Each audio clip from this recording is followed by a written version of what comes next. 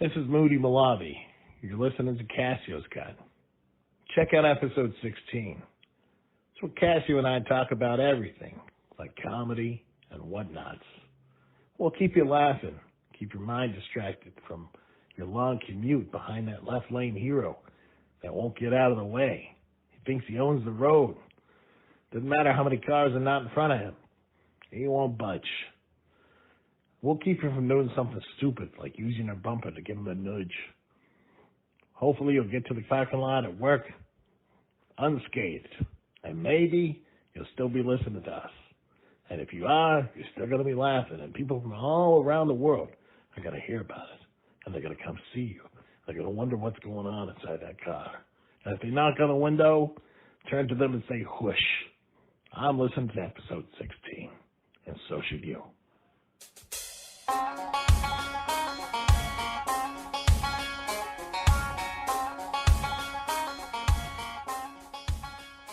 What's up, Candy Lickers? Pleased to meet you. Nice to know me. What you doing?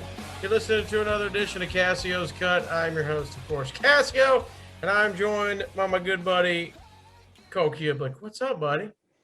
I'm distracted by my wife bought me these glass doors in my office for Christmas, like the sliding doors. Yeah, it's multifaceted because now the office has a lot more space because the doors don't come in, but they're just windows. And so she's watching The Bachelor or Bachelorette, whichever one is this season. And I'm just like, people just making out on a car right now. I'm trying to figure out, number one, why they're in like an orange, what's the car that all the Alabama guys get? The Charger.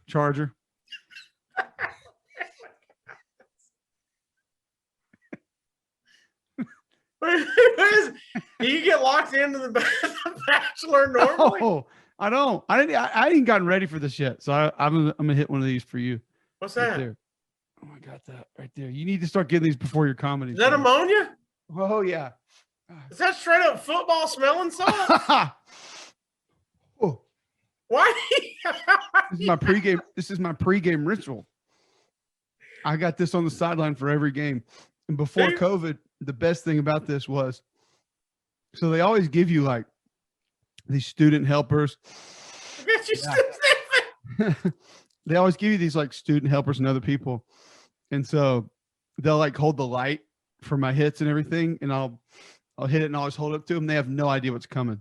You just see their faces. It's just incredible.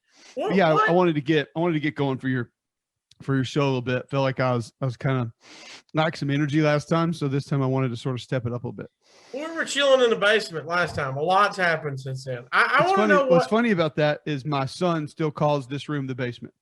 My 3-year-old just because your studio is always in the basement. Correct.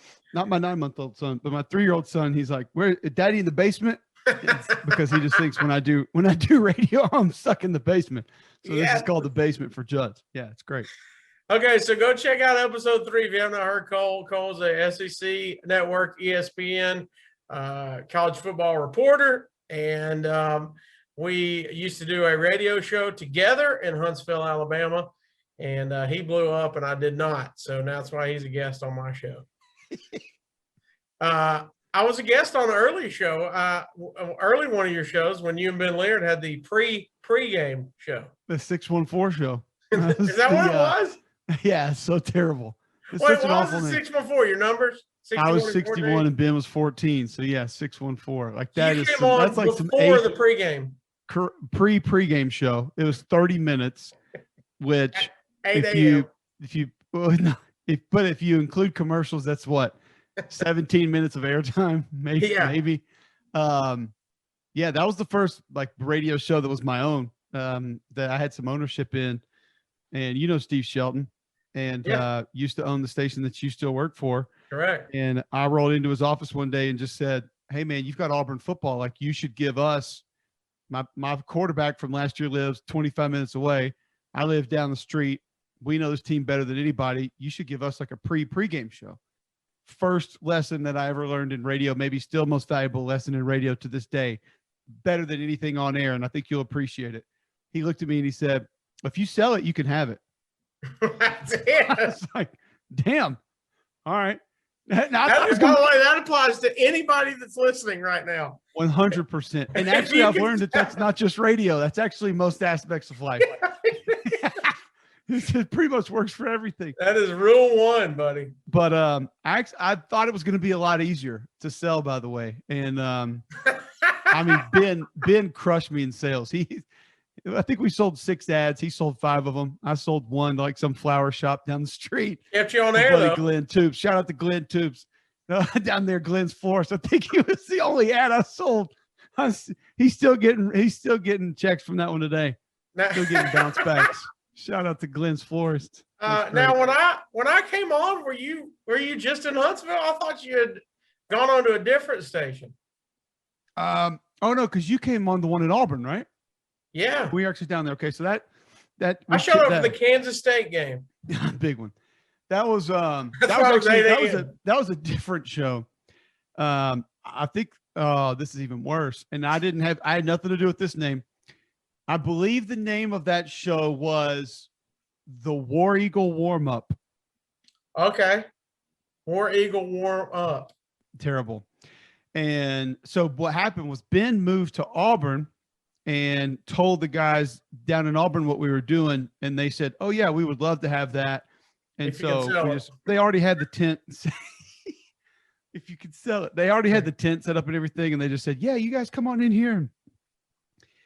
I mean, they probably just looked at it as another 2 or 3 hours of live radio on game day, which, I mean, what else do you want to listen to if you're driving to the game or going to the grocery store before the game a couple hours? You'd much rather hear people talking about the game or football than, listening to Leonard Skinner or something. So Speak for yourself, bro. yeah, you would go with the Skinner for sure. That's a lot of pregame right there. That's in every pregame playlist down on the plains, brother. Skinner.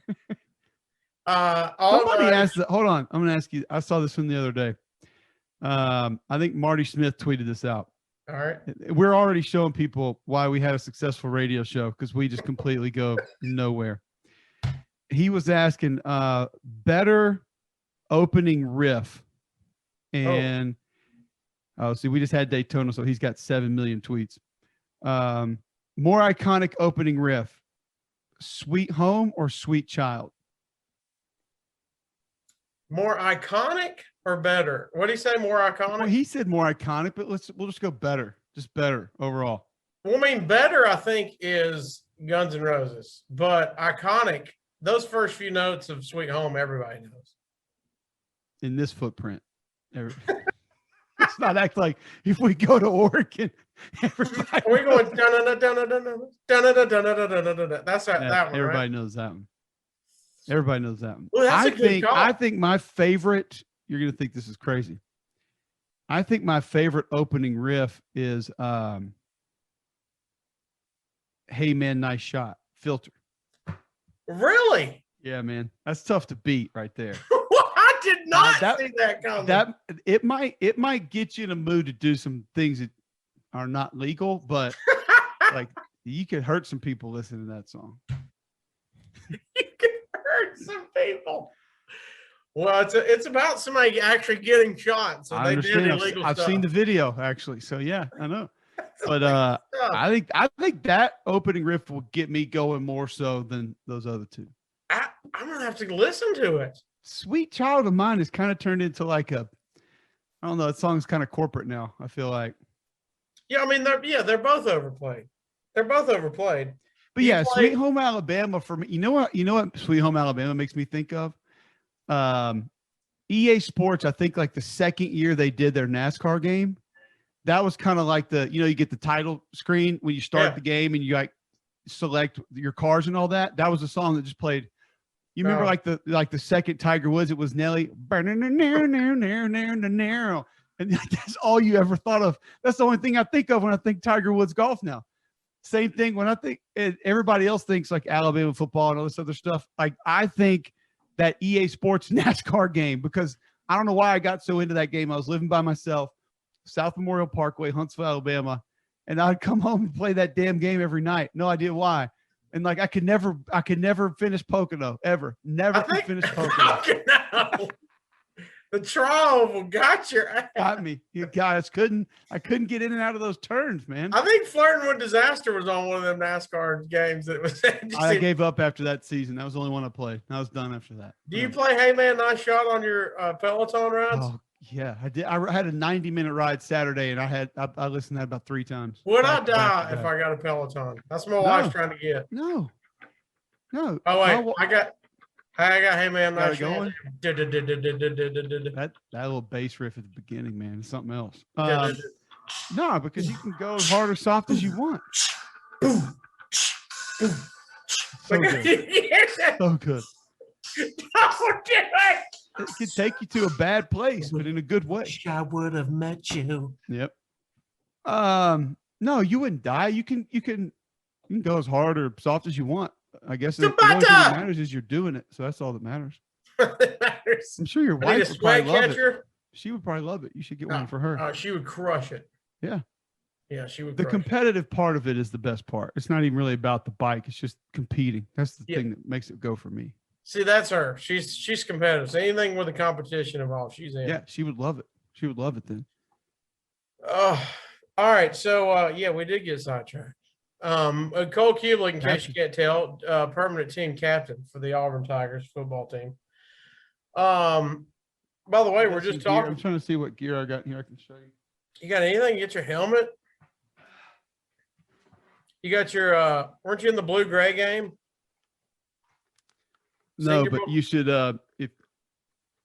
if you want to know why the blue gray game doesn't happen anymore, just Google it. I had no idea the unfortunate undertones of that game while it was happening. Uh-oh, here we go. Man, that thing locks in pretty good right there. Well, by the way, there's a steroid check. You can still fit in your helmet. So Yep, there's no bonds factor here. Still going. Does it feel Still loose? going. I mean, it's just a touch, but Yeah, 'cause also I haven't had any air put in it in a while, so it's flat. But you also had the cheeks back then. Big cheeks. You're right. The cheeks probably filled out the ear pads right there Yeah. back in the day. But that's a decent fit though. I mean, if I buckled it right, I could play like that. Did you get the Oh, there's no better sound than that right there. You strap in, you click in. click you another know. one. I talked over it. Click another one. Oh. Oh, you can feel it. It's one of those sounds you can feel it in the back of your He's brain. ready to run through a wall. Oh man, good things are happening. Good things are happening. Yeah, yeah. So I got that. Is that your old gloves too? Yeah, well, only one. You know, because I was center, so I only had the one glove. The glove was on the ball hand? Opposite hand, no, ball hand, bare hand. Mm. Yeah. Why was that? The glove would what? Get wet? Yeah, just you better. I wanted to feel with the bare hand, feel the ball. If it was wet or slick, you had to change your grip up a little bit. Yeah. Well, why'd you like the glove on the opposite hand? Because it looked cool? No, just because you. I mean, you were gonna try to do some damage with that thing. Going back, I probably should have like cut the fingers off of one and had one on the other hand. But You could grab? yeah, but I liked to feel the football. Like I like to feel what it was like. So just to see like what kind of what I needed to do as far as, because if it got a little bit slick, you had to change your grip. If it was like heavy, you know, if it was sweaty or something, you had to change your grip up a little bit. So I just like to feel the ball. I've seen you toss the ball. Why didn't you ever play quarterback? I did until like the third practice of my 8th grade year, which is like the third practice of my football career, and they moved me to offensive line. And I told them that they were stupid and that I could throw the ball better than the guy that was going to start at quarterback, and they didn't believe me, so they didn't really give me a chance. Were you? How'd that I still believe quarterback it. do that? No, I could still throw the ball better than he could. Call him out. Who is it? That was Chip Lovell. I hope Chip's doing okay up there in Huntsville. He lives in Huntsville. He listened to our show when we were on the air. He listened. Did he to your play show high school sometimes. ball? Did he get to college? What did he do? He went straight baseball after Ooh. middle school. He played 9th grade football and then he went over to baseball. He's our catcher. But good dude. Yeah, he was. He knows he wasn't as good a quarterback as I was. Is it because they didn't want the hefty lefty? They didn't want to. I mean, and then I think I was just, and then I was like, okay, how about fullback? How about tight end? Anything other than offensive line. I was too good of an athlete. I felt like they were going to ruin me. And so then I just went straight defense, and I only played defense, and then that carried on through high school. I literally never played a down of offense in high school. Not one. Not a single one. Really? I only played defense. That's it. Yeah. Defensive tackle. No, I was the blocking dummy when we would go down there for drills. I would always just work against our starting offensive line. And I was going to play some tight end my senior year, but got hurt, ACL, and didn't really get to let that play out. But yeah, I was a quarterback at heart. I just outgrew it. Quarterback at heart. Yep. I would like to see you tote the rock. Say run the ball. That'd been fun. Yeah. You would rather be fullback than center? Yes. Just sounded cooler, didn't Get it? that running start on linebackers? Hell yeah. 8th grade, 3rd practice in. Are you the best dude on your team? No. If you remember middle school ball, you always had those guys. Like middle school ball was, do you have the running back that you can give the ball to 48 times a game? If it gets around the edge, it's game over. It's lights out. And we had a couple of them. Chip Davis was one. Early Billups was another. Dudes that ended up just, not continuing to play in high school. But no, man, some of those dudes. Chip Davis, I remember he could like dunk in 6th grade, like palm the ball. But he was only like 6'1", like, 215, and played tailback, and just you couldn't tackle him. And we had a couple of those guys. So yeah, they were all better than I was. I'm quarterback, guys, clearly. This is the fastest guy on the team. They're like, no, you're not. All right. So, look, you got to go back to episode 3. Cole basically started, when we had our radio show, we started the Rushmore of Little Debbie's. And by the way, we deserve credit. Like everybody does Rushmores now. It's kind of overplayed. There's a lot of them. We were doing that a while back. There's a lot of Rushmores now. But we started the Little Debbie debate, which is taking over this podcast. But so we're not going to get into that. We're going to switch that question when we finally get to the countdown. I do want to say this though there's one thing about Little Debbie's quickly. Okay. And you've kind of pointed this out to me once or twice. You sent me some photographs. The seasonal ripoff Little Debbie's that they're attempting to do it's embarrassing. It makes me feel bad for the company. I've lost some respect for the company because they're basically taking the Christmas tree and they're making it into like a spring flower, and they're making it into a fall pumpkin, and they're making it into like a wedding season cake. Unicorn cakes. There you go. That one was a real one out there too. I'm like, let's just do the Christmas trees all year. And then we know what we are, and we know what it is. And nobody's buying more Christmas trees because it's Christmas time. They're buying them because that's the only time you put them out. So just do it year round, and let's know exactly who we are, and let's not be fraudulent, because I feel like that's the direction that they're going. And do you think it would shoot up the ladder, or do you think it would lose its luster? No, I think they would stay consistent because they're so good. They're so good. It's true. I don't know if anybody would get away from them. I did see, and listen, you can't believe anything you see on Facebook, but I did see a lady that I know on Facebook posted a photograph of like a giant Little Debbie Christmas tree. What? You know how you can get like the Reese's bunny it's like 8 inches tall. Yeah, for like the 5-pound Reese's cup. Right. It was one of those. No. It was like 6 inches tall. And she said she got it at a convenience store.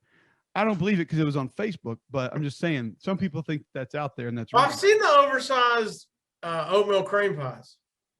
I don't think I've even seen that. They're a little bigger. You've seen the bigger ones at the Your hands right now are not any bigger than the real ones that are out. Well, if you get the 12-pack box, they're tiny. Get the 12-pack box and then compare it to what you get at the convenience store. It's okay. Yeah, the convenience store is a little bit bigger. I'll give you that. Yeah, but I thought you were saying like gargantuan. No. No, this thing was massive. I mean, this thing was legitimately. It was like 6 inches tall. Yeah, I don't know. I would devour it though if I could ever find it. Even if it was homemade and somebody did it on their own, I would still try to eat it. Wait, since I've talked to you, you did what was your most stuff challenge for Oreo? Because that's one of your wheelhouses right there. You is know, Oreo. you know how this goes because you did this with Krispy Kreme when we were doing a show. Right. I don't I don't think I could be a competitive eater Yeah. because those people just gorge so fast that I don't even think that's why when you see that Eater 2000 ate 5 pounds of pinto beans in 45 seconds, or Eater you know, 2000.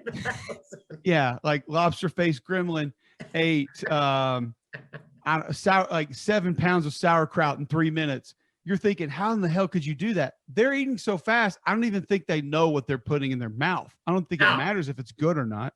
No way. Now I can eat very fast, but I also have to have some enjoyment in it. So you've seen, I mean, we did that Krispy Kreme thing on our show live. And I mean, I took down a dozen donuts in like less than 2 minutes. And I remember the lady that brought them, she's like, that didn't just happen. And I was like, as a matter of fact, I'm going to have more. So if you would give me another hot box of those, I would like to have a couple more, because 12, if I'm going to eat 12, I'm going to go for 24. That's kind of the way it works. So the guys on my show said, Doug, how fast do you think you could eat a pack of Oreos? And I said, I mean, I love Oreos. So why would I want to do it in 30 seconds? Yeah. Let's get a little enjoyment out of it. I said, but I think just not even trying, I could do it in under 3 minutes, because I think I kind of do that at home sometimes. And you had our kitchen most counter. stuff, right? The most stuff, correct. Which is the best. They thought they were going to get me by bringing in the most. Like, well, got the most stuff. Like, if it was extra cookies, it would get you, but extra icing is easy. Yeah, if it was most cookie, then I'd have probably just passed in the whole thing and taken the shame right there on the show. Cassie, I honest to God think I did it in like a minute 48. Yeah, I was listening. Like you were cruising. And it wasn't even hard.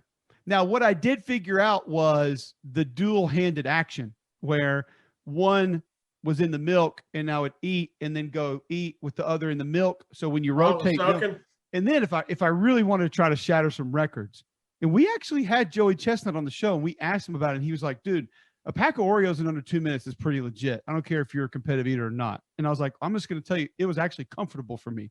Like, it was not. You weren't pushing through the pain. I enjoyed it. And you didn't have filter playing in the background.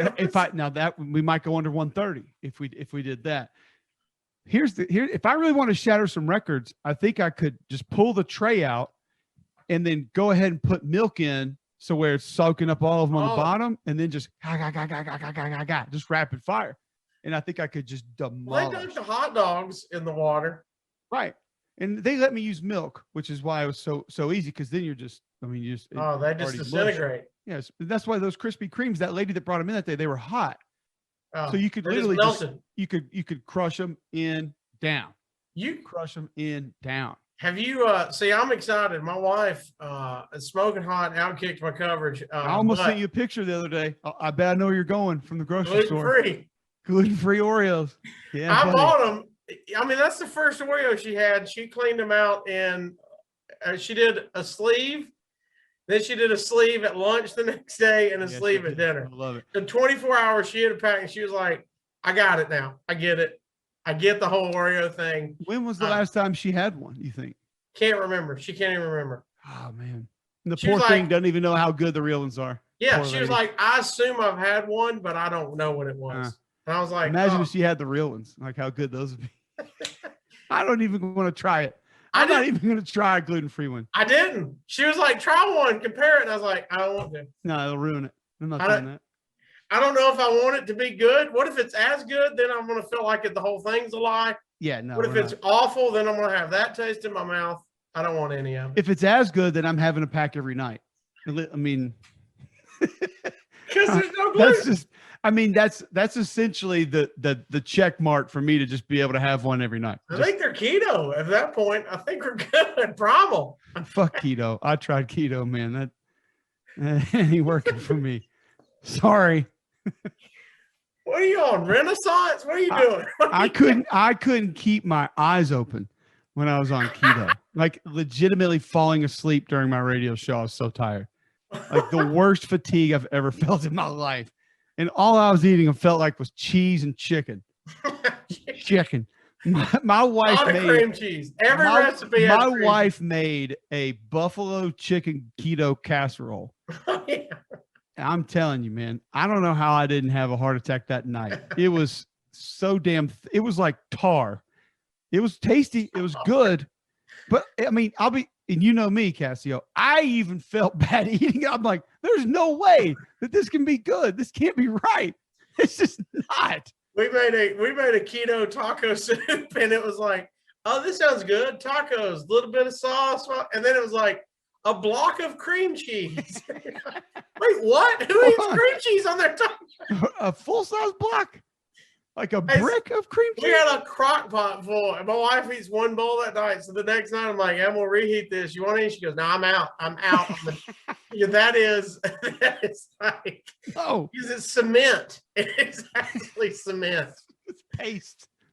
Yeah, it was disgusting. We can Now, use this. hey, We can use this for our paper mache project tomorrow. you also, while we were on there, you crushed a good pancake challenge.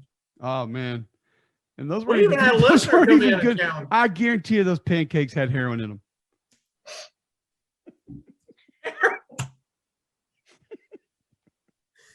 That place no longer exists for a reason. For a reason. They were pancakes the size of our heads put together. Even if they didn't intentionally put it in there, I guarantee some accidentally fell in. He's like, just a little topping in the syrup. No, that went in the mix. It's fine. It's fine. They'll be back for more. Do There we it. go. They're going to start a challenge. They're going to want these so much. Some guy's gonna eat a whole plate of them. But you crushed. Not compared to Roy, I didn't. We did have listener Roy. We had a God listener. almighty. That guy should be a professional leader. Yeah, he went ham on the pancake.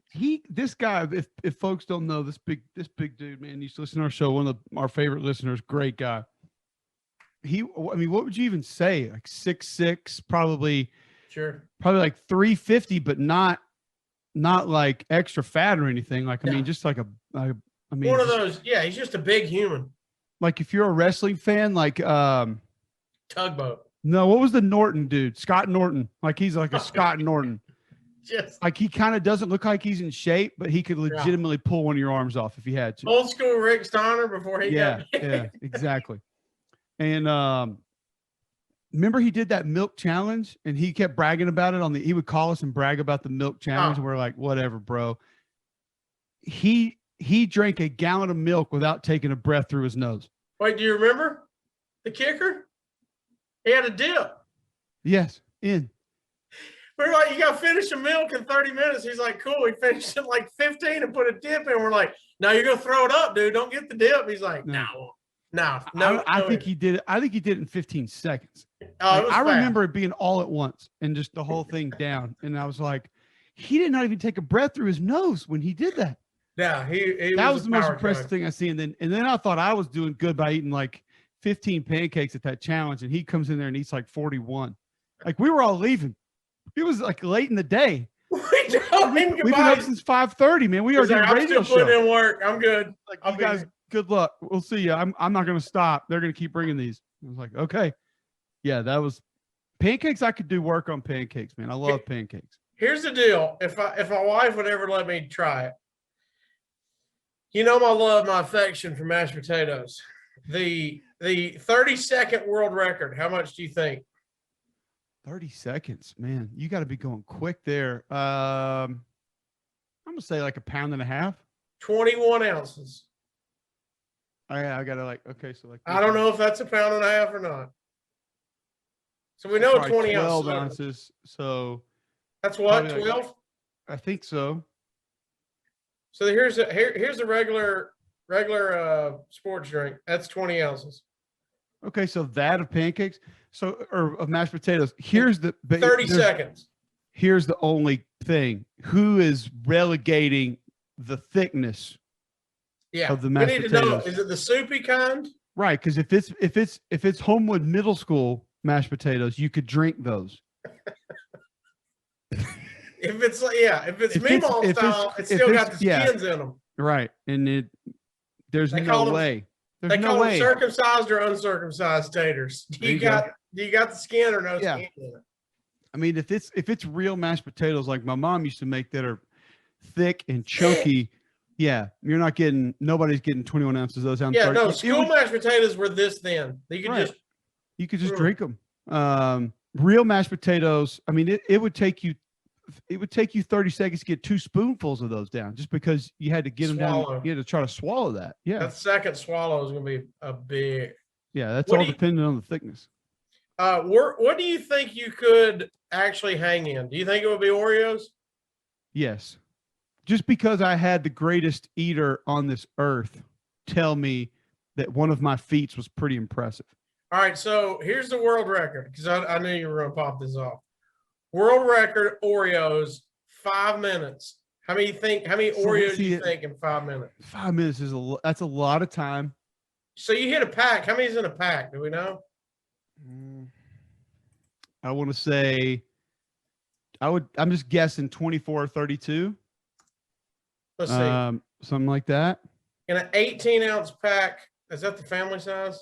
There's 40. No, cookies. you probably want the regular size. I mean, I eat party size when I eat a whole pack, but There's 40. 45, it says 40. good night, babe. You want to say hey to Cassio? Hey!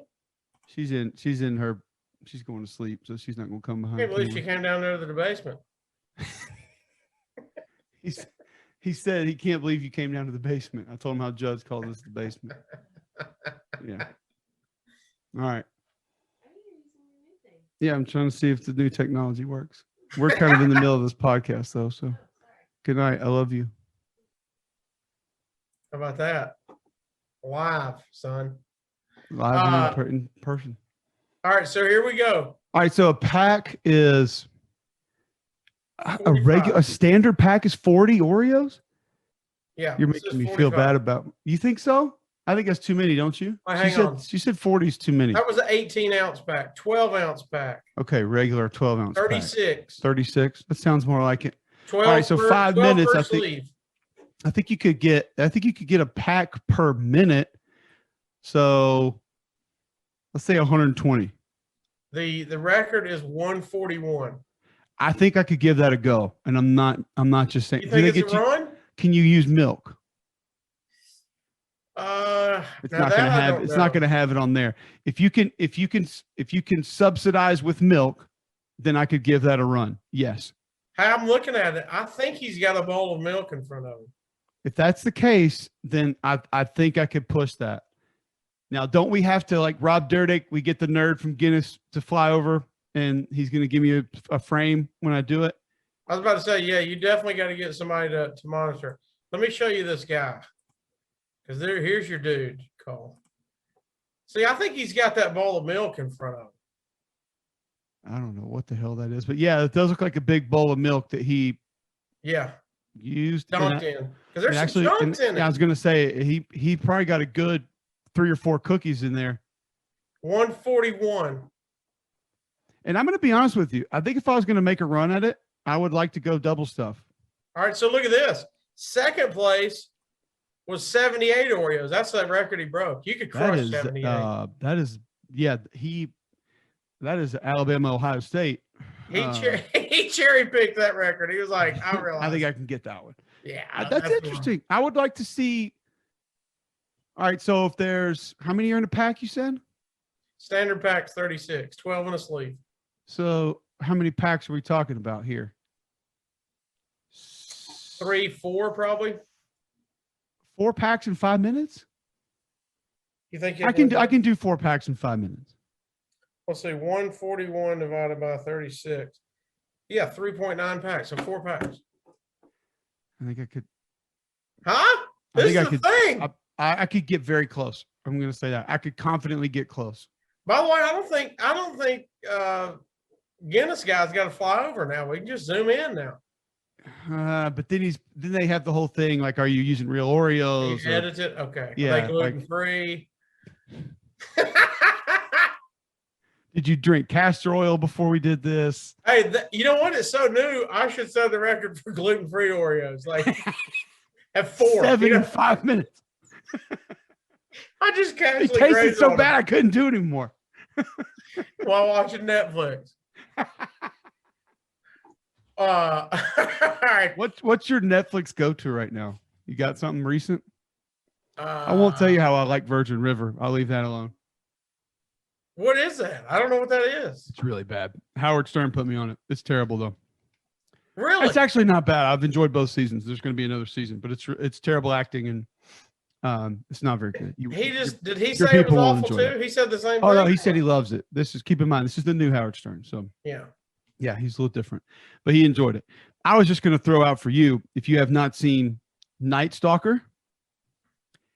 No, it's awesome. It's awesome. And have you followed that up with Crime Scene, the Cecil Hotel? Crime Scene's on my list. Haven't started. You got it. Okay, well, you need to watch that. Not much fresh. Don't let much time go by from Night Stalker to Crime Scene Cecil Hotel, because there's a tie-in that will blow your mind. It's wild, and yet that Night Stalker was effing intense, man. Yeah, it was fantastic. It was riveting. How are people still leaving their doors open in their windows, man? You remember back in those days, all you had to do is get the yardstick, like the square yardstick, and put it so your sliding glass door. That's what we did at Maison de Ville. We put the whole yardstick. Oh, you mean to security system? Correct. I thought you were breaking in with a yardstick. No, you put the yardstick on your sliding glass door, and no one's getting in. You get any. That was better than ADT back in the day. No one got in. I'm thinking he's just slanted one, dude. Ain't nobody getting past that. And people were just walking into houses, man. I'm like, I wanted an interview with the one guy that got shot in the face and chased him out of his house. I was like, that is the dude we need to be talking to. You get out of here. Yeah, I'm not running off anybody. You shoot me in the face, you win. You won. No, that's it. You won. All right. Let's go through your how many seasons you been with SEC Network now? I believe I just finished my third with Jordan and Tom, and then I did one with Tom and Andre, and then I did one kind of random. So 5, maybe 6, 5 or 6. But 3 with the crew you got rocking and rolling. I think this was my 3rd season with them. I think so, it may have been the 4th. It's almost every season now. There's a shot or a moment that you'll be remembered now. And so I want to run through a couple of these. Okay. Yeah. We're gonna do the old share screen here. So the first one, I'm really impressed with your technological skills, by the way. There's no way I could figure this out. The first one I can't even type, but boom. Oh, that was all right. So this was with Tom and Andre. So this was my first year on a real crew. I was not asleep during the interview, regardless of what people think. Looking at your photograph, this guy, this face right here, he ain't happy. I can tell you that. You basically were asking him if he was going to Texas. That was a large portion of the interview, yes. Which, by the way, he was, which is why he was pissed. And did. I had the information from multiple people who I trusted that basically told me it was a done deal. He was playing Memphis, and it was their final game of the regular season, and they subsequently got blown out by Memphis. And this was about 2.5 hours before kickoff. We spent a lot of time talking about this before we did it, and I had a lot of help. You and the crew?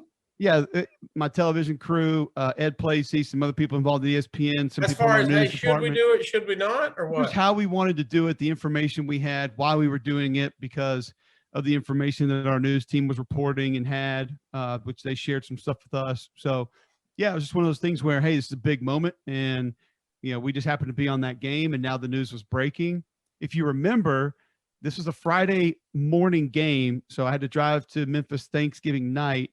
And that night, it was first being reported he was going to LSU, and then it started being reported Texas. And come to find out that someone was sort of playing those two universities off of each other, and ended up he went to Texas, but he didn't appreciate. I mean, I'll be honest with you, Cassio. We watched this. We listened to this on my radio show, 3-Man Front on Jocks in Birmingham, 10 to 2, jocksfm.com weekdays, and I actually can't believe some of the questions that I continued to ask in this interview. Like, I don't even know if I would make myself do this anymore. What do you mean? You didn't like them? I love the questions, but just the way that I continued to hammer him Right. after he denied it. And I think where I got him, and I don't know where I thought of this, I came up with it on my own, but I thought of a real interesting way to ask. And I said, how have you instructed your agent to handle this situation? And that's when you kind of, he went to a bit of a different place during the interview there on that one, because that's one that you're not rehearsed to answer really. Right. Things are a little bit different now because that was 4 or 5 years ago, whatever it was. But yeah, man, that thing got some run because he was not happy. You haven't did a game since then with him, right? Have you had any interaction? I did. Yeah, I did the Alamo Bowl last year for ESPN Radio. Did he remember it? Yeah. Oh, yeah. Wait, what's going down? He, my ESPN Radio producer, Owen Murphy, awesome guy. He books a pregame interview, and with as much stuff as they got going on, I would have thought there's no way he remembers it. 100%. And we're sitting out in the hallway, like under the stadium where they come out of their locker room. Because at the Alamo Dome, you come out of the locker room and it's like one of those 200-yard tunnel walks and then out onto the field. And we're sitting out there for about 15 minutes, and the SID comes back over and he said, yeah, guys, he's not going to do it. And Owen was mad. He said, what are you talking about? And he's like, not with him. And pointed at me, and I was like, oh, we're still, that thing's still doing that. Was there a part of you went, nah, he surely doesn't remember that. Well, Tom and Jordan were both giving me shit about it because they're like, he ain't gonna do it. There's no way. He's gonna be furious. Oh yeah, he's gonna be mad. I'm like, he does not remember that, guys. That's a long time ago. It was a different life, way back when. and so Owen was like, actually, no. You guys agreed to do it. We're doing it. He's like, I can call my bosses at ESPN if we need to, but you guys agreed to do it, and we're getting the interview. I was like, whoa, nice. And so he made us wait about another 30 minutes, and I saw him walk by a few times, and then he ended up doing it. I mean, it was straight football, so it was, it was all right. He didn't say anything? No. But listen. Was there a part of what we did that I can see why you'd be frustrated with it? Yes. Did it damage his career? No. I mean, I get it. He had to know it was coming anyway. Listen, man, you know me. Point. I mean, I hold grudges about as bad as anybody on earth. So I'm not going to be mad at anybody for being mad about somebody that they feel like screwed them over. But it didn't do anything. Well, I mean, it was coming at some point. He just wasn't ready for you to be coming. Correct. Because the common response to that was, you're going to Texas, right? This thing's about to ratchet up just a hair. Yeah, there's going to be more pressure-packed questions. Just a little bit, yeah. All right, so this next one, I think I got the timeline right. The next big moment that happened was your run-in with the ref. Was that next in the timeline? Because this ref is this was the first game. That referee's brother actually is a Super Bowl winning quarterback. I don't know if you knew that or not. No, who's his brother? Doug Williams. Really? Yep. Super nice guy. Super nice guy. I've talked to him a couple times since. We've been on a couple other games together. Really nice guy. Describe what happened in this moment. So this was the first game that Tom and Jordan and I did together. Okay. And it was a Thursday night game. It was FAMU at Arkansas in Little Rock. And so I was kind of doing a blocking demonstration on the field. And I think there was a penalty, so things moved down. I'm facing the camera. I didn't realize that. He's backing up. No, it's not live action. It's not during the play, anything like that. And he's backing up and he bumps into me. Now, here's the thing that people don't talk about that they probably should. This could have just gone away and been just a little blip on the radar.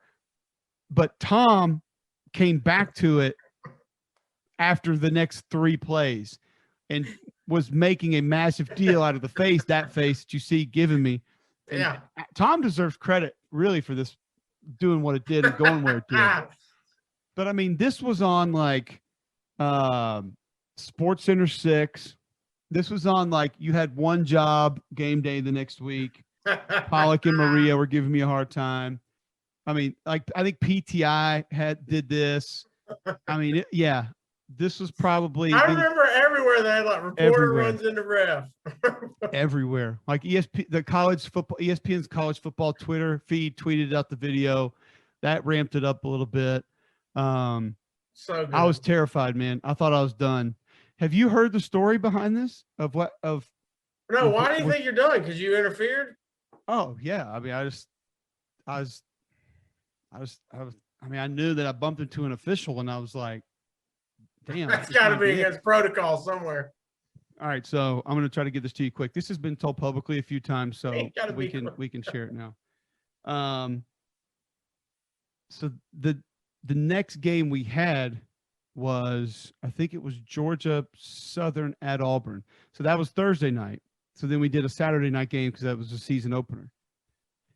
So when the Auburn athletic director usually has the television crew to his house to eat the night before a game. At that point in time, the athletic director was Jay Jacobs, so he has us over. And I'll give you the behind the scenes in a minute. So we go to Jay's house to eat, and Jay kind of pulls me to the side. And I knew Jay very well from obviously, I mean, he worked at Auburn when I played there, so I've gotten to know him over the years. He kind of pulls me aside. He goes, "Hey, man, everything all right after last night? Like that was a weird deal." And I was like, "No, yeah, I mean, it's, you know, when we had to talk about it, but you know, we're good." And so Kirk Sampson's the Auburn sports information director, who, you know, you gotta have to deal with him before the game and whatnot. He sets up coaches' interviews and all that. Kirk was the associate SID when I was actually playing at Auburn. And so we did me walking through Tiger Walk. They filmed me walking through Tiger Walk, and I would sort of give my experience of, hey, this is where I would see my mom. This is where I see my dad. This is where my friends from college would be, you know, that I knew, like they would hang out here. Once you get to this point, you hear the band, you know, you're about to walk in. And then obviously you get here, it's game day. Like it was a cool open. And so because of that, I didn't need to be on the field as early to rehearse because we were editing it in the truck because Tiger Walk 2 hours before the game. So I had to go to the truck and we had to work on that. So I wasn't out on the field as early as I normally would have been. And I'm getting peppered with text messages from Kirk, like, "Hey, are you out here?" I'm like, "I'll be out there in a little bit. We're working on something." 5 minutes later, "Are you on the field yet?" "I'm out here." I was like, "Okay, just give me a few minutes. I'm working on something. When I'm done with this, I'll come out there." He hits me again. And I tell my director, I'm like, "I got to go see what he wants. Like something's going on." And so I get out there and I'm out on the field talking to one of the coaches that I knew or something. And he walks up, he goes, "Hey, walk over here with me, get away from everybody." And he takes me like off the sideline and he hands me an envelope. I said, what's this?" He says, "For you." I said, "Oh, what is it?" He said, "I don't know." I said, "Who's it from?" He said, "Greg." I said, Greg who?" He said, "Sankey." And he's kind of got his head down, like he's kind of like, "Sankey." Like he didn't want to tell me. And I was like, all right. And so I opened it up, and on official SEC letterhead from the office of the commissioner to all 14 SEC universities and their athletic directors. And it basically is a written letter from Greg Sankey about how disappointed he was with the sideline reporter Thursday night, how he thought Tom and Jordan did an excellent job, how I had let him down and I had failed him, and I was going to have to stay 100 feet from the sideline all the way around the stadium. And I'm like, "Dude, that puts me in the stands." And he was like, "I know." And then, like, I literally just crumbled down. And it's funny because I actually found that photograph not long ago, and I sent it to Kirk, and we were like actually talking about it, like making fun about it. And it cannot be very far back in my history. Matter of fact, it's right there. And I'll see if I can pull that up where like you can see it. Like he's squatting down on the sideline. After he gave me the letter, and I said, I looked at Kirk and I said, "That's it." I said, "It's over." And squatted down. That was you. And he looks at me and he said, "It's a joke." And I said, and that was me right then after he told me that. I squatted down, like, did not know, like, An adrenaline rush to dump. I thought I was done. I mean, Oh. seriously, I seriously thought I was finished. I thought it was over. Wait, over. so So who wrote the backstory back to Jay Jacobs' house. Tom goes to Jay and says, "Hey, you saw the game last night, right?" And Jay's like, "Yeah, that was weird." And Tom said, No. This is our chance." And Jay's like, "For what?" And he said, "This is our chance to get Cole big time." And Jay's like, "What do you want me to do?" He said, "We need like a letter from Sankey. Like, how fast can you get it done?" Jay's like, "Hold on." So Jay goes and calls him and tells him about it. And as Tom would tell you, 15 minutes later, Jay had the letter from Sankey in his email on letterhead. So obviously Greg was like, "Oh, this is too good to pass up." And he goes and writes it out and gets it done. And they made it happen. It is hands down, not even close, the best prank that has ever been pulled, because Kirk was like all in. Jay was all in. Tom didn't tell anybody. And as soon as Kirk told me, he points up to the booth where Tom and Jordan were, and like they were filming it. And it was just, yeah, it was. That's amazing. It was unbelievable. Oh, wait, Tom's 2 for 2 on making moments here. He makes a lot of things happen. A lot of things. A lot of things happen. All right, let's go to our next moment. If I got my timeline, and I'm sure you'll tell me if I miss one, but I think the next moment. What do you think the next moment's going to be? Oh, you got me in the Missouri helmet golf cart. That was my favorite. Oh, no, I forgot about the nobody golf remembers cart. that one. Nobody remembers. I'll have that to find the Missouri. I forgot about it. one. No. Next is going to be. All right, we had the official, and then Come we on. had what was after that? I know You it's ready? not. I know it's not the Outback thing. There's got to be one in between. Boom. Mm-hmm. Sniffing shoes, Oh, son. man, Odell. Yeah. Beckham, son. Here's the best part about this one. Outside First of all, of Durant is out for the 3rd time in 4 games. This hurts. outside of the fact that his I just noticed what you're talking about. It's really tough for the Warriors. Hey, you know what? Good news is it worked out okay for Golden State. They got through this tough They period. figured it out. Two best parts of this. One, Odell's Nike rep found my address and sent me a pair of those shoes right there, which was great. Come on. Two, you would not have believed the amount of people that reached out to me, Twitter, text, email, Facebook, MySpace, Instagram. What's the employment thing that everybody does that everybody, LinkedIn were coming at me. I don't really check that, but, and thought that he took the shoe off of his foot and I was sniffing the shoe off of his foot. Like legitimately thought that it was like a used shoe and that I was sniffing the shoe off of that had been worn around campus all day or something. Wait, where was it then? Where'd he come? Brand new shoe. We pulled it out of the box. I had the box in my hand. Oh yeah. At the beginning of the interview, you saw me pull it out of the box. I'm like, what? Yeah, but everybody forgets that. Now you're just sniffing a shoe. Exactly. They don't, because that doesn't make the clip that goes around. What did he have those in a box for? He didn't have them. Their equipment manager, Greg Williams, God bless his soul. He is one of the best in the business. He gave me a pair just to kind of talk about on the air. And so we knew he was going to be at the game and they had the shoes. He had given a pair of those to everybody on the team. And I was like, well, we got to get a pair so I can like show them on the air.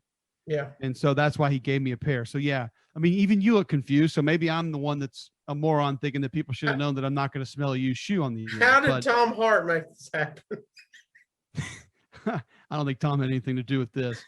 No, but he was a great sport about it. He may have made a comment about how gross it was, and that's why people then thought that I was actually sniffing a used shoe. But yes, I knew we could spin this on Tom somehow. The whole beauty of it is, you know, that the smell of a new pair of shoes, it's better than a new car smell. It's delicious. So that's why I did it. That's why I did it, because yeah, the new shoe smell is the best thing that there is. So yeah, Odell was a great sport about it. He played along. It was fun. And I wish he would send me more of his shoes that he comes up with. All right, that was a big moment.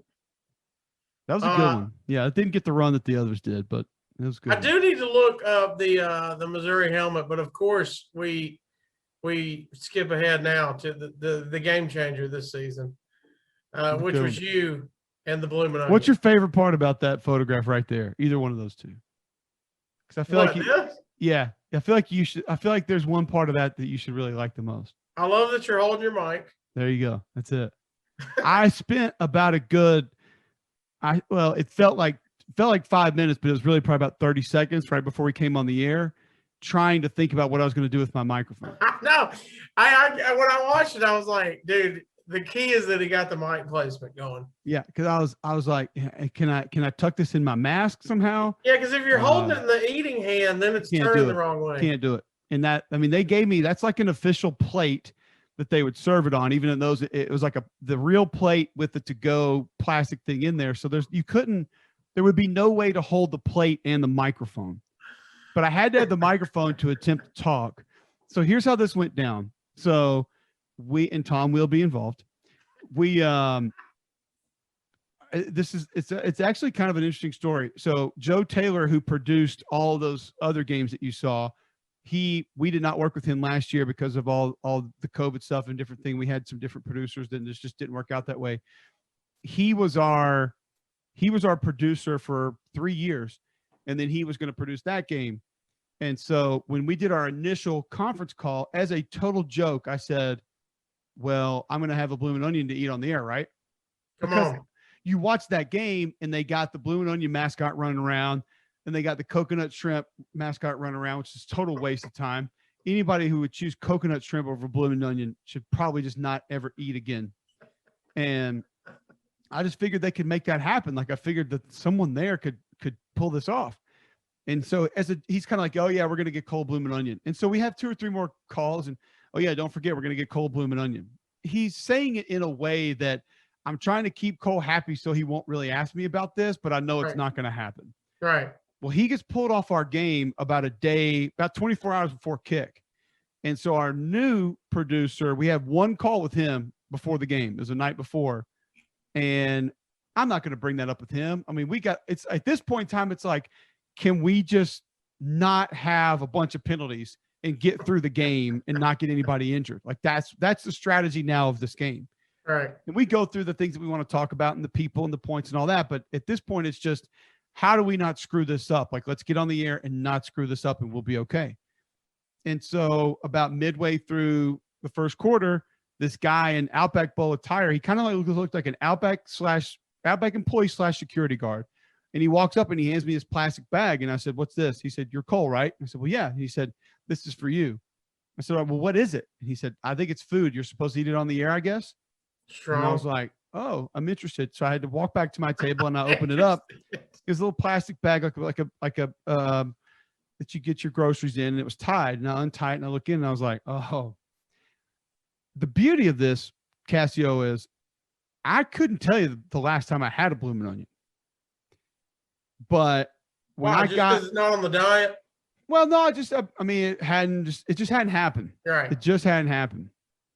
Not against it. It just hadn't happened. No, I love them. I can remember vividly, like in college and soon after college, going to Outback with either family or friends and saying, you guys are going to need to get another one of those because I'm probably going to eat all of that one. This is my appetizer. Y'all need to get your own appetizer. Don't try to be moving in here. And when that aroma hit, I mean, it was like the best homecoming you could ever have. Like it just, and I immediately said, oh my God, I forgot how much I love these. Like this is incredible. And so new director was cool. And I said, hey, just FYI, I don't know if you knew about this, but they brought me this thing. I don't know how you want to handle it, but whatever. He goes, oh, we're going to get you eating it on camera. And I said, however you want to do it. And so we always communicate during breaks. And I think Tom and Jordan had gotten off to do something, and they hopped back on during the commercial. And he's like, oh, Tom, also, Cole's got a Bloomin' Onion. And Tom said, what? He said, Cole's got an entire Bloomin' Onion. And he said, well, where's ours? And he said, I don't know, but Cole's got his. And Tom said, well, when we come back, get a shot of Cole eating the blooming onion. Like just come back to Cole. And I said, yeah, I'm cool. He said, Cole, you good with that? And I said, I'll be eating. And so they come back and yeah, that was the way it happened. And Tom played it off great. Just kind of, I mean, people, once again, people actually thought that a bowl game on New Year's Day on ABC that I was caught off guard by a camera. Well, there's a Fine. whole website breaking this down. It's so good. Have you watched that guy do It's so good. Yeah, he did a great job. To think that I didn't know that I was going to be on camera is just it's hilarious. But that's the beauty of television. I want you to believe that. And I wasn't going to stop. And I'm going to tell you, Cassio, if this had been later in the game, I'd have eaten the whole damn thing. Well, I was just about to ask. I wondered how much you kept eating. The heat index was about 110. Number one. Yeah, That's a bad combo right there. Bad combo. And we had all over the field. We had about a quarter and a half of football left. So I could not just go. Trust me, I wanted to go all in. I wanted to eat it all. And the most embarrassing part of this entire thing is my man Stanford Steve gets this on Sports Center with SVP, and Steve's loving it. And Scott is taken aback at the size of the bites. Which by the way, I've eaten many times with you. That's a standard bite for any food, by the way. That's why you can eat Oreos so fast. You eat like this many of it. But I'm thinking to myself, when his feelings are hurt that I've got so much of that thing. And I'm thinking, who in their right mind grabs one of the pieces of onion and dunks it in that marmalade, what's it called? Remoulade. No, the only time you grab one pedal is the first dip to see how hot it is. And then you give one of these. Yeah, it's not. And then I still go all. I was going to say, then you sit there for about 10 seconds and go, woo. I mean, this isn't like tea and crumpets where you're like, onion, please. This is one pedal. Is it one pedal for me? Nobody's doing that. Who's doing that? I don't know. Marmalade. No one's grabbing one dainty onion feather and eating it. No, you get in there, man. Like, that's not a food that you lightly pick at. Like, you gorge a bloomin' onion. It's like nachos. It's like cheese fries. Like, nobody grabs like one little fry out of the cheese fries. Like, nobody gets one and goes, whoop. No, you're like a damn backhoe on those things, man. You're like the claw on the arcade game that's coming down that you never get the stuffed animal. You're that thing. Except you win. You win. He takes a smaller bites? Based on his reaction, maybe he's doing that for television. But next time I see him, we're gonna have a conversation about that because I was disappointed. Here's the deal: you play games, you get big wins. Big games equal big wins. You got prize packages now from Outback. This doesn't even do it justice because I can't find the picture. I know I saw it on social media. It might have been a story or something. You have a full-blown pajama set. Yeah, they sent the PJs. Was PJ separate than this? Yes. Yeah, because I think they came out with the PJs after that. That was very nice. The socks and the coffee mug and the hat.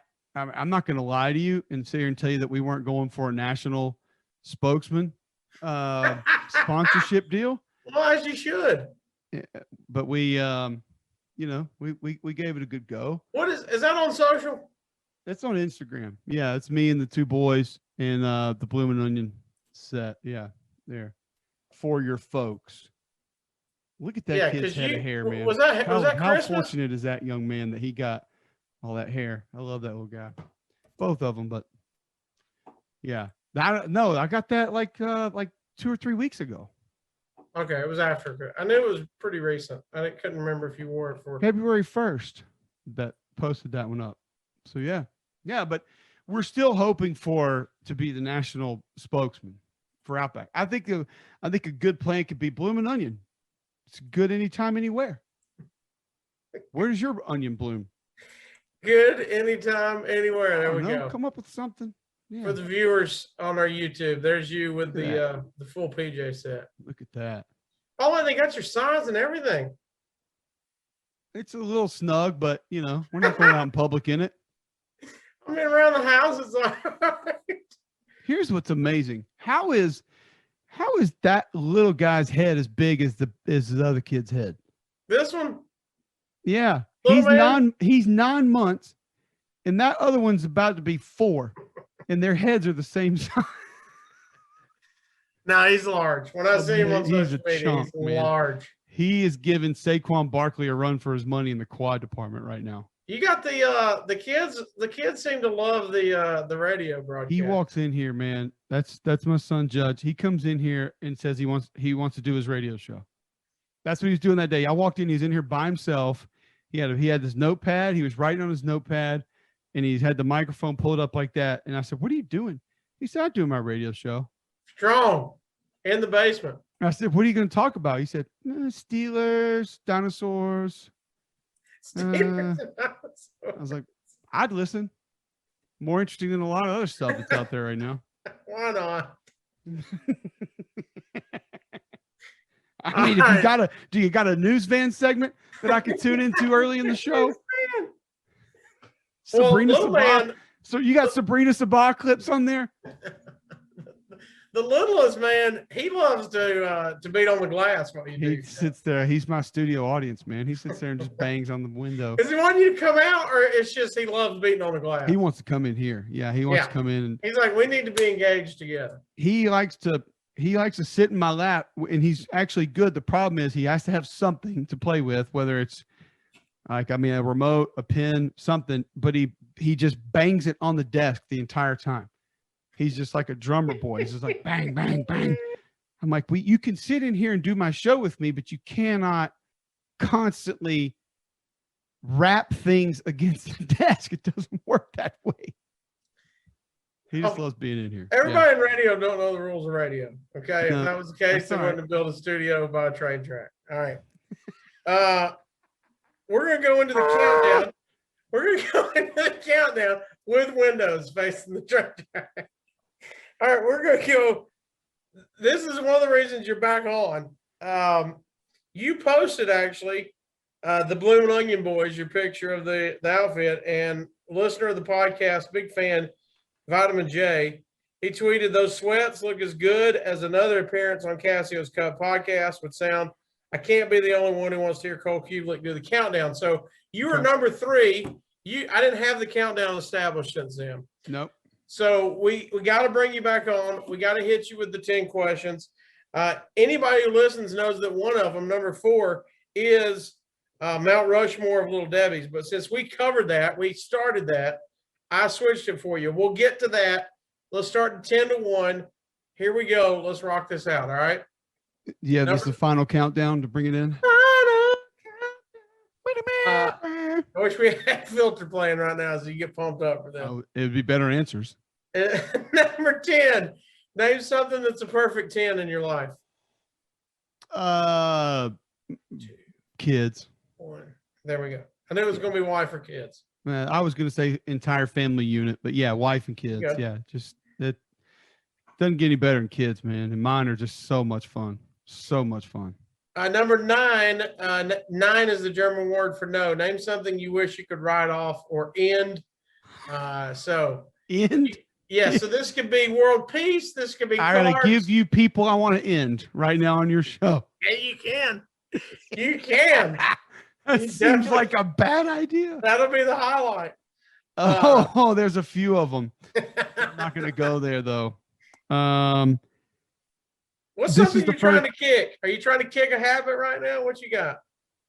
I mean, it's always some kind of food, sweets, carbs, something. I mean, but I can never just truly give up everything. But I will say, I think right now, the first thing that popped into my brain is penalty vultures. and this started in football, but this goes for all sports. And it's the people who cannot enjoy a live sporting event without almost inviting the officials or referees to be a part of the game. And I don't know if we have anything else in any aspect of life where people want to see those that are ruling or guiding or trying to have people enforce the rules be more part of what's happening. Like, nobody wants more speeding tickets when they're driving down the road, do they? No. Nobody wants more dietitians and nutritionists following you around telling you you shouldn't eat that blooming onion. Why are you having that pack of Oreos? Like, no one wants people to interject in that portion of their life. Like, nobody's calling you on Sunday saying, what'd your screen time report say? Did your screen time go up or down? You know, Tim Cook's not calling me saying your screen time's too high. You should not be on Twitter as much this week. But God forbid some people watch a football game. Holding, he's holding him. And they say, pass interference. They say, how that? And they send a still picture of a guy that's got his hand on somebody's chest and clearly holding. What? They root for it. They were foul, pass interference. I mean, the only thing that's worse is the get 'em person when you're watching a live football game. Every time somebody gets within 2 yards of a defender, get him. I would do it louder, but my daughter's sleeping right upstairs. I would do it the way it's normal. Get him. That at least you're rooting for something within the game to go. A play to happen. Right. The people who invite and root for and want officials to be more part of the game, I will never understand it. I do not know why penalty vultures exist. I don't know who has instructed or taught or led these people down this path to watch football this way. It is asinine. It is ridiculous. It's embarrassing. You should be embarrassed of yourselves if you watch football this way. It's the reason that I don't watch football with people, because you're dumb and I can't do it and I can't be around it and I won't have any part of it. I cannot comprehend penalty vultures. And there's a lot of things that I would like to end, and maybe some people, but this was the first thing that popped into my head that I would just like to stop right now, are the people who cannot watch a sporting event without thinking that the officials or umpires or referees need to be more part of the game. They don't. It's okay. Things happen. Not all calls go exactly the way that they were intended to. You just move on to the next one. There are no other aspect in life where we want things to be interrupted by those who govern. None. Nobody says, do you need more taxes out of my paycheck? Like, no one comes to you and says that. Nobody says that. Did you hit the ammonia again? You're fired up. You're red ass cold. I got more. I'll get another one if you need me to. That's just the first thing that popped into my brain. By the way, reminder, if they haven't heard us talk about it before, you were never called for a penalty in Not one. For career. All-Star game 2. Well, because you said the dudes you were playing against were dirty. They were talking a lot. We may have had 2 what, fights. Like Central Michigan? Is BYU? Lower. What was it? It's like Slippery Rock, I think. Okay, it was the first year they had this All-Star game. I think I was one of 2 Division I players that was in it. So I just wanted to play. Or was it blue gray? What was it? I don't even know the name of it. I don't. Oh, it wasn't one of those. It's extinct. Oh, it's extinct. Okay, number 8. What do you want your last meal to be? You can mix and match. This can be part home cooking, part restaurant. No, this is going to be whatever you want. I'm still gunning for the national spokesman, so I'm going to say we'll start with the bloomin' onion with nicely done. With chips and salsa and queso, dirty Mexican queso and chips and salsa. I don't need your Tex-Mex and your fancy. Do you double dip the salsa into the cheese? Yes, and my wife is okay with it. Which cheese first or salsa first? Cheese then salsa. We both go the same direction, and she's cool with it. And trust done. me, I've had that the other way around, and that can be bad news for a relationship. I've seen relationships broken over that. Over going salsa first? Yeah, or just putting them together. Get your own salsa. No. By the way, that's fine. I would rather have a whole tub of it, actually. Yeah, that's actually a good call on your part. Let's go. Chips, salsa, queso, dirty Mexican, blooming onion to start. A Pequod's pepperoni pizza. We're going to have that. For dessert, I don't even think I need Pequod's, anything. for those that don't know, Chicago deep dish. It's better than Lou Malnati's. It's better than Mr. Gaddy's or whatever other ones up there that they think are so great. Pequod's is the GOAT pizza on planet Earth. Please send me some. I know that you guys are shipping them out frozen right now, but the whatever app they're doing it on takes like 5 months, and I just didn't feel like doing it. Goldbelly, yeah. It's like 5 months. No. I'm like, I won't even remember that I did this by the time I get it. Why would I do this? And then I gotta have for dessert my mother-in-law, God bless your soul, Meg Petty, her ice cream pie, homemade, which is a crumbled Oreo cookie crust, vanilla ice cream with homemade chocolate syrup on top. This ain't your Hershey chocolate syrup out of a bottle, kid. Left, right, good night, son. And homemade whipped cream on top of that. Dude, homemade whipped cream. The best dessert I've ever had in my life, and it ain't even close. It is not competitive. Not competitive. It is legitimately. How much can you eat? Tons. It's like trying to cover Devonta Smith. Like, it ain't gonna happen. Like, it is. I've almost eaten an entire one. She makes extra when she knows I'm going to be around because I just gorge. Crush. All right, number 7. 7 years old. What do you want to be when you grew up? I think I want to be a professional baseball player first. Okay. And I was a big baseball nerd growing up. But I think just, I did want to do sports broadcasting in somehow, some way. I didn't really know what I wanted, how that was going to work. Yeah. But you just want to talk about sports. Yeah, exactly. Yeah. Just figure out a way for me to talk about sports and I'll be happy. Because I used to call our Tecmo Bowl games and our RBI baseball games and NBA Jam. Like, I used to call the games. And then sports talk radio. I listened to sports talk radio like driving to high school in my car. Like, it's weird, but yeah, that's what I wanted to do. But I wanted to play in the NFL and I wanted to play Major League Baseball. So yeah, absolutely. Those first. But I think those were the only professions I really had a true desire to be. I remember there was a high school coach that was he and his wife were friends with us, and they were over at the house one day, and he's like, I'm going to have to sit down with Cole. And I think my mom pushed him into it. We're going to straighten him out.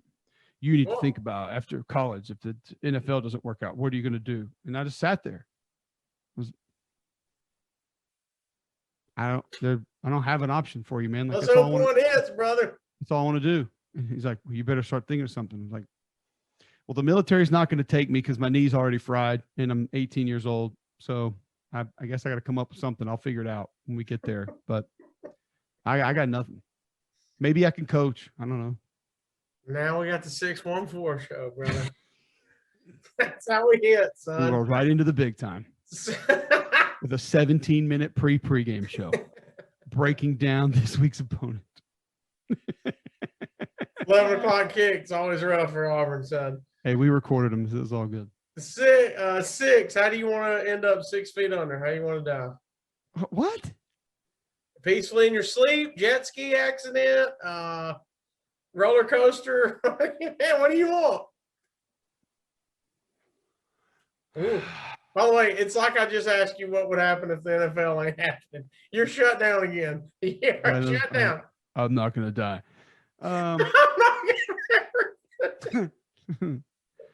Man, I can tell you this. I don't want to drown, and I don't want it to be in a fire. Yeah. Outside of that, I think, like, I don't want to have my Achilles slash and bleed out. Like, I think that would be the third. Pet Cemetery style, or are they? Pass on that one. Bleed out with the Achilles. Oof. That's all. Yeah, but anything bleeding out, I think, would be bad. I just would like. It's got to be sleep, right? Peaceful somehow, yeah. But then I also like. Do you want it to be in your? You want to maybe you want to say some goodbyes, like, and you can't do that if you go in your sleep. I just want it to be peaceful, or like jumping out of a plane. Well, see, mine is jet ski accident, but it's like we collide in over the waves. So it's instant. And you get paralyzed face down in the water and drown. No, see now that's what I'm saying. I gotta go fast. I'm just telling you, if you want to go fast, you should come up with something else. 'Cause Well, I feel like a lot of that's things could go fire, wrong. and now I'm drowning in the A lot water. of things could go wrong in your scenario. And now Like you could get tangled up in your leg could get caught in the jet ski and it sinks and pulls you down. It's Kenny Powers and that dude from Tiger King where he flips the things down. That's me, bro. Now, see y'all. All right, number 5, 5-figure discount. What's the last thing you stole? Oh, ideas for radio shows. No, yeah, physical. That's right. I steal those all the time. Everybody does. Conrad Thompson's best quote: "Every good idea is stolen." Oh no, the radio line is, "If you steal from me, it's been stolen twice already." Yeah. What's the last like physical thing that I stole? Are you a hotel guy? Do you take stuff from the hotel? Maybe like I do. I tell you what I do. I don't consider it stealing, but I do. When I walk by the cart, I will grab extra shampoo and conditioner because I use hotel shampoo and conditioner for one of my dogs. So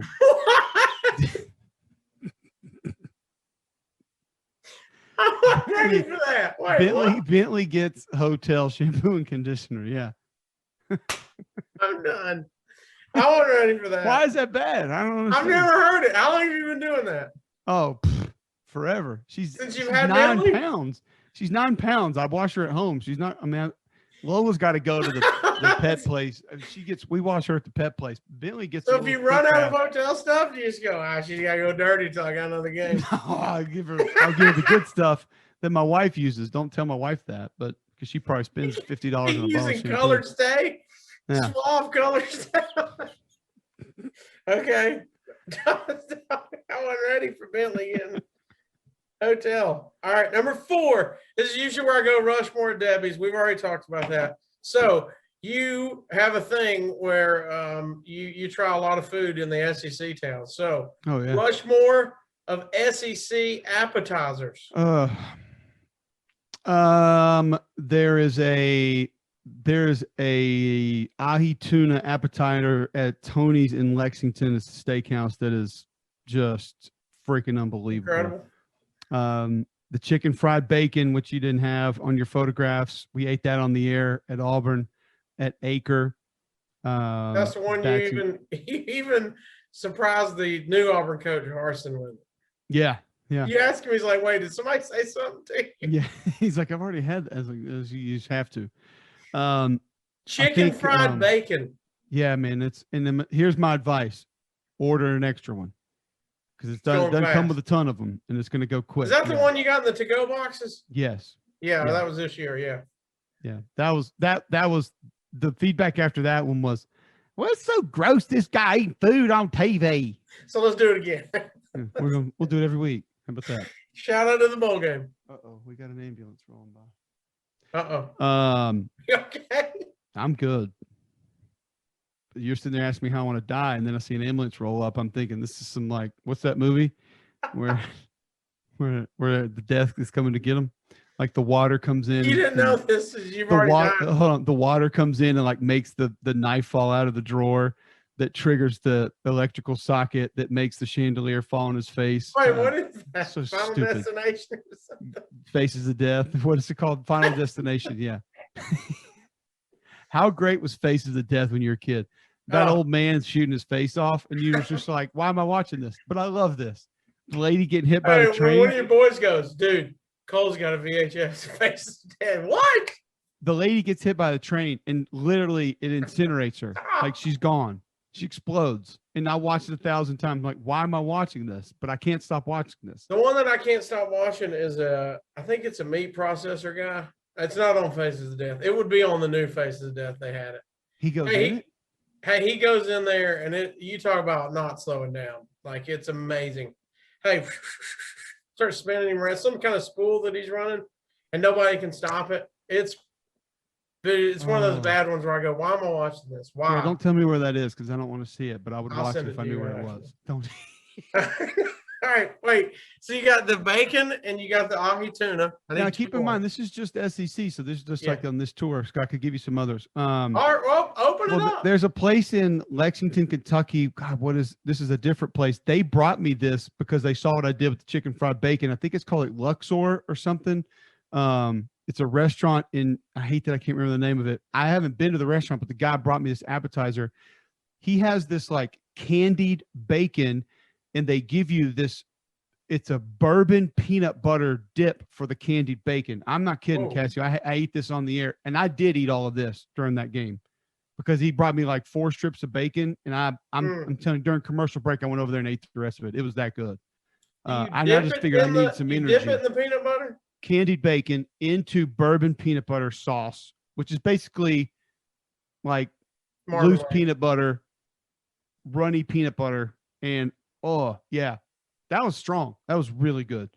But I mean, like, it depends on if you're going to go individual place or just appetizers in general. Like, we could go, we said chips and salsa queso, like, yes, but I mean, like cheese fries. Like, that's an underrated at Outback, by the way.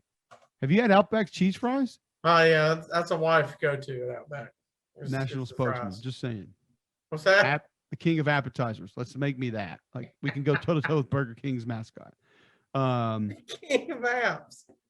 What are some other good ones that are out there? Like, well, if you open it up, give me 1 or 2 if you open it up nationwide. Don't have to be SEC. That you've had.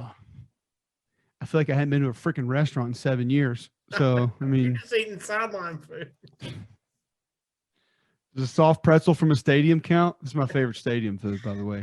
Well, I mean, every time I hear you, you're talking about some flat tacos. Tostadas, shout out.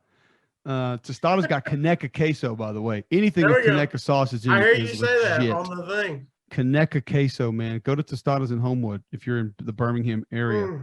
Coneca queso. I'm trying to think of what else would be, up there. That's about all I got right now. We're good. I'm handling. All right. This is interesting for you because you're all over the place. 3 albums on a deserted island. Now, I've always prefaced this with every guest. You're not saying these are the greatest albums of all time. We're not getting into that argument. You're stuck, and you can only listen to these 3 albums for the rest of your time. So give me 3. These could be live albums, compilation. That's what I call hits 13. This could be whatever you want. What do you got? How the fuck are we playing albums on a deserted island? It's the dumbest question you've had all day. I don't know. We just begged for a jet ski accident to die in. All right. Beastie Boys, Check Your Head. I didn't see that coming. Wait till you hear this one. Sarah McLachlan, Surfacing. No. You have to have a little bit of everything. I agree with that. And Beastie Boys, Check Your Head gives you like a little bit of rock with some rap and hip hop and all that. And then. But why have I never heard you listening to Sarah? Well, because you and I have not been alone in a room ready to make out at any moment. I mean, we have blasted Gold Digger at ungodly levels. And I mean, it's going to come down to Yeezus, College Dropout, Late Registration. I thought you were going to go him and Jay-Z. It's honestly a pick your poison, Kanye. I mean, I could go Black Album. If it was a Jay-Z album, it would be Blueprint 2, because I think top to bottom, that's the best album he has. I think it's the most underrated album he has. But it's going to be a Kanye. And if it probably, I mean, Graduation is most likely, it's probably his most popular album. I don't know if it's his best or my favorite. Yeezus is one of my favorites, and that would probably be great. I would probably go Yeezus right now. Yeah. Mainly because I saw that I went to see him in concert in Nashville, and that was the concert. So. All right. So that's perfect. That leads us into number 2. 2 concerts. Your first concert you ever went to, and the last concert you've attended. The last concert was Jay-Z in the same arena. It was Bridgestone. My wife bought me tickets for that for Christmas. Was that Jay-Z and who? It was just him. He Did had have- said some little dude opening up for him, but I can't remember who the guy was. Okay, He had like but one good song, but I mean, it wasn't like It was just to get everybody in their seats. they just let him run around before was that at everybody Yankee got there. Stadium? No. That was the best concert I've ever been to. Okay, That was Eminem, Jay-Z, Yankee Stadium, and it was that's what I was legitimately an thinking. all-star lineup of people who made appearances at that. Yeah, that's what I was I thinking mean, of. Eminem, Nicki Minaj, D12 was there, When, Diddy so was where there, was this Beyonce last was Jay-Z there, one? Mary J. Blige was there. I mean, that was freaking unbelievable. It was in Nashville, Bridgestone. It was off his Okay. last album. It was a great show too, man. He crushed it. It was so good, such a good show. Because he did not just do his new stuff. It was everything, He went front greatest to hits on back, everything. top to bottom. It was every song that you know of his. He at least gave a little bit of it. Like gave you at least a taste of it. It was one of the best performances that I've been to. Like the overall concert part, like because I saw Kanye there and it was much more theatrical and Right, production. people and the set and all that. But I mean, Jay-Z had this he had a cool stage that went up and down and did different things, and that was it. It was just him, his little band down in the thing, and the stage, and he killed it for like an hour and 45 minutes. It was incredible. And you asked the first concert I ever went to? Yeah. I don't even know if this counts as a concert, but the first musical show that I remember going to was one of my best friends in elementary school. His mom dragged us to a Pink Floyd laser light show at Oak Mountain Amphitheater. Okay. And I'm talking about, I think I was in like 5th grade. I think I saw that at Stone Mountain, Georgia. That's what I It was pretty scary because you're in 5th, or I was like 5th grade, maybe 6th grade. And the condition that I saw adult human beings in, I didn't know what was happening. I was like, have these people been poisoned? Have they, are the lasers doing this? have alien beings come down and like overtaken their bodies? What is happening to these individuals? I had never seen people in that state. I didn't know what was going on. And there was a lot of them, by the way. It's just the There was a lot of people hung over their chairs that could not move at the end of that show. Which is, they had it like they liked it. They wanted it like that. 5th grade me did not know why that was happening. I What's didn't know what that odor. What is that odor? We're getting like, we're not checking on the electrical fire. We're not going to check on that. Who has a campfire of like marshmallows and bark in the crowd somewhere? Like, what are they doing? You didn't know what patchouli was, but it was a lot of it. I did not know what was happening. So much patchouli. What's the first concert though that you went? I'm spending my money. So you got to be teenager, probably age. Public Enemy, Anthrax at Boutwell Auditorium. Whoa.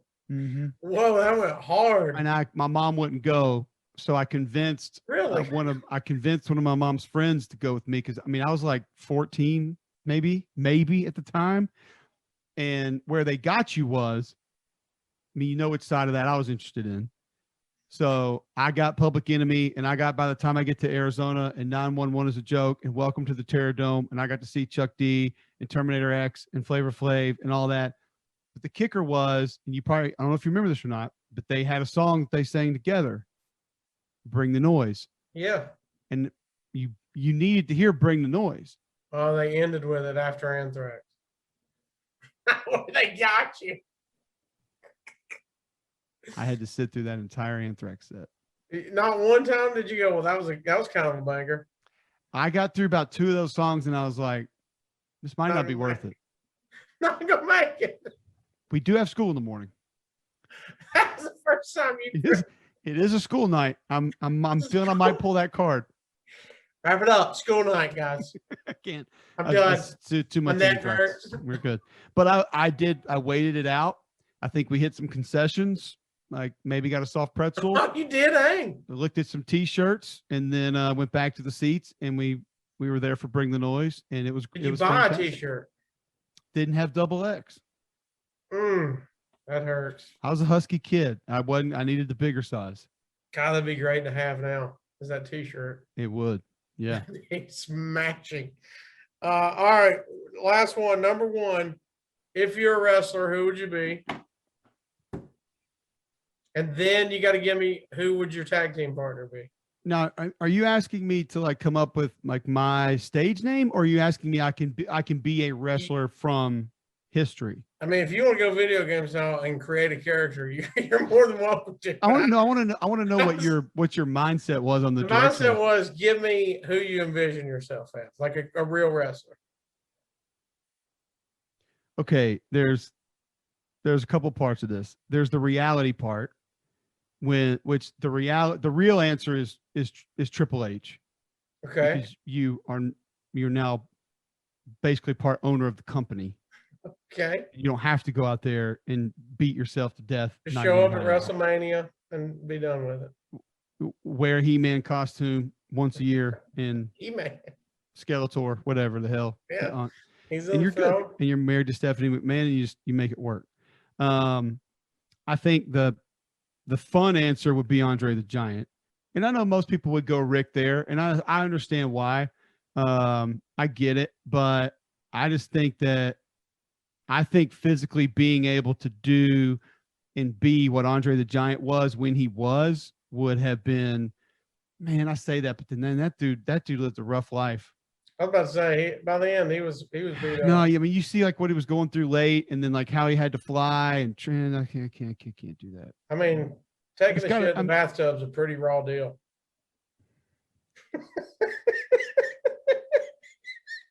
Having a shit in the bathtub, buddy. Remind me that I got a story about that. I'm not telling it here. Why? I cannot. I will not. All right, third appearance. You can use your imagination. He's not going to say it's never happened. He said if he couldn't fit in the tub, he'd lay newspaper out on the bed and then wrap up the sheets and toss them. No, the guy I'm referencing here, it was not because of that. It may have had to do a little bit more with awareness, but yeah. Do we both? Do I know him? Oh yeah. Yeah, fairly well. This is easy. It's The Rock, man. Hasn't he been the highest paid actor like 7 years in a row now? Yeah, if you're gonna take actor in, yeah, he's in. He's making incredible movies. He's got an incredible physique.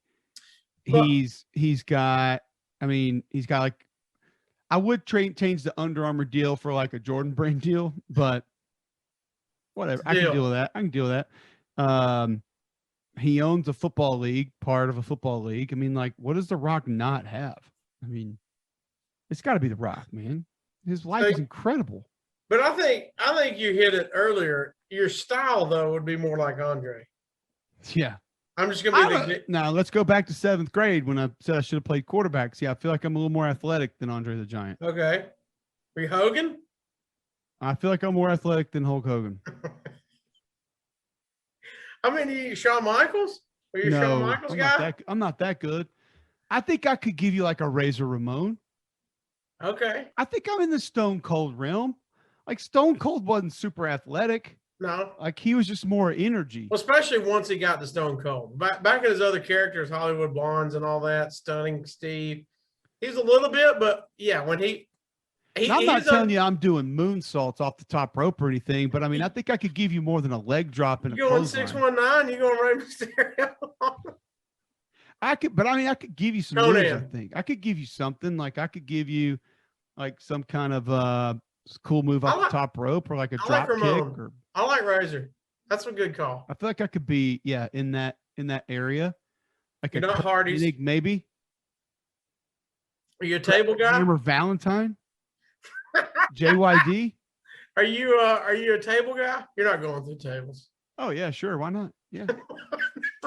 I put some people through tables. All right. So you're right. Who's your tag team partner? I put people through hoods of cars in college. Really? That's kind of one of our things back in the day. I thought you threw mattresses on balconies. That was one of your things. Why would anyone throw a mattress? Do you not remember when some dude called your show one day? I was like, I remember. Joe Kublik threw the mattress. He said we took a full keg out of his apartment at a keg party and just walked out with it. And then there's another guy that said he was having a keg party on the 3rd floor and he alleges that Mike Pasillo and I picked it up, threw it off the third floor, and then put it in my truck and left. And I was like, do you realize how long it would take that beer to calm down before you could actually have it? Why would anyone do that? How long would it? You did it. No, we would carry. I carried it down, yes, but I thought the keg steal, your distraction was throw the mattress off, and everybody's like, No, you just there threw the was- mattress in the pool, and No, y'all walked the out. the distraction was there are 4 310-pound guys that are taking this, and you're gonna watch. The Unfortunately, distraction was strong arm robbery. that's just what it was then. I'm not saying it's like that now, nor This should is it all have been legend. like. Yeah, It this should is all not have been that then, but maybe it was. Possibly. All right, dude. I'll let you go, man. Always good to talk to you. I'm Way glad. past my bedtime, by the way. Glad the listeners wanted to hear it again. Tell everybody where they can check you out and all your social and good stuff, man. At Cole Kubelik, Twitter, Instagram. I think Snapchat's still a real thing. Are you Get that- TikToking? Can't believe you're not on TikTok. Will not, cannot, have not going to. What's the worst kids show on all platforms? What's the name of those dudes? Coco Melon's pretty bad. There's like a rap group. Yeah, that's what I thought you were gonna say. It's called like Golden Parachute, something. I can't. Golden Peacock, Golden Kangaroo, Kangaroo Men. I don't know. It is some of the worst shit I've ever seen in my life. What And is it? they actually clapped back on me on Twitter one day. I tweeted about how bad it was. Kangaroo Kelly, Kangaroo Kangaroo Kelly. I can't not remember the name. Thankfully, we've moved past it and we don't watch it anymore. Blippi is pretty bad. I don't like Blippi very much. I kind of want to punch Blippi, to be honest with you. I don't know what Blippi is, but I'll punch you too. Blippi is a guy that he has an outfit that's pretty ridiculous, and he just goes to places and talks with a really high pitched voice, and he's like, "Hey kids, we're at the science museum today, and look, it's bouncy balls. Look, I have a ball that bounces." And you're just, I give the guy's a hustler, and apparently he's worth a ton of money because of this deal. But when I lost it was there's an episode of Blippi where he's out in a parking lot by the beach, and he gets into a Lamborghini, and he's like, Oh. "Look at this is a sports car, and when you push the button, the engine starts, and it doesn't have a roof. It's a convertible. They call that convertible." And I'm sitting there thinking,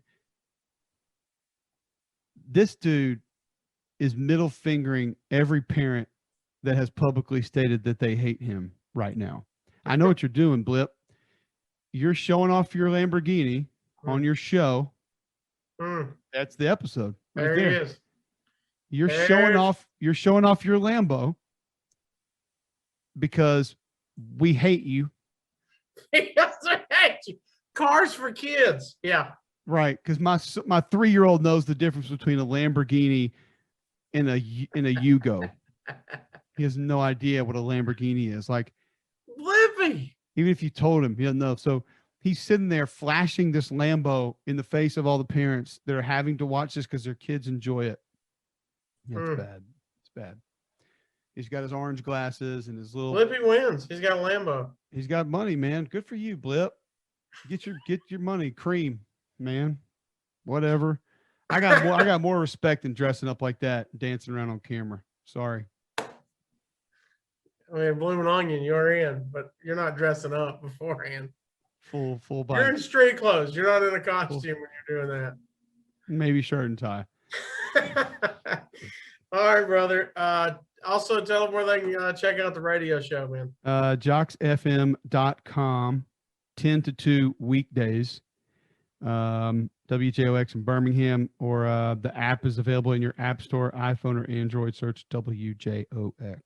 SEC Network, ESPN. You can check that out. Last time you watched a football game? Saturday night, McNeese State, Charleston State. Last Live. time you watched a Live. Actually, well, I mean, I was watching some Sanford football before we did that's this. what I wanted. I meant recorded. Film. Next Saturday, I'll be on the call for Sanford, Mercer, noon, ESPN3, I think. So if you're listening to this close to live, he'll be on there. Is that SEC? Oh, ESPN3. So ESPN Plus. I got the 4 Sanford if home you're on the games. app, you can check it out. Yeah, All right, brother.